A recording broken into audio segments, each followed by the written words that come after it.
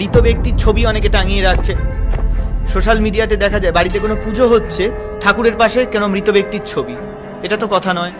সে যতই তোমার আপন হোক, হতে পারে তোমার পিতা বা তোমার মাতা, তোমার মনের ভাবাবেগকে আমি সম্মান শ্রদ্ধা দিয়েই বলছি, এখন কিন্তু সে প্রেত।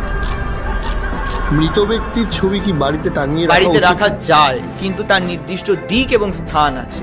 বেডরুমে নয়, ঠাকুর ঘরে তো কোনোভাবেই নয়। ঠাকুর ঘর সেই ঠাকুরের পাশে সেই পজিটিভ নেগেটিভ এনার্জির ক্র্যাশ। আমি বারবার বলছি, সে যতক্ষণ জীবিত ছিল, আপনার স্বামী, আপনার স্ত্রী, আপনার সন্তান, আপনার বাবা মা আপনার খুব কাছের হতে পারে। আমি তো বলছি, আমি সেই ভাবাবেগকে শ্রদ্ধা রেখে বলছি, কিন্তু সে এখন মৃত, মানে সে কিন্তু প্রেত।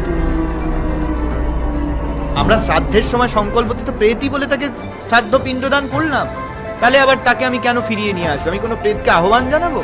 তাতেই তো এই এত বিপত্তি, কালো জাদু, ভূত প্রেত পিশাচের উৎপাত উপদ্রব। সেই অশুভ শক্তিটাকে আমি আমন্ত্রণ জানাচ্ছি অনেককে, ছবি মৃত ব্যক্তির টাঙিয়ে তার সামনে মিষ্টি খাবার দাবার সাজিয়ে ঘরের মধ্যেই অর্পণ করা হচ্ছে।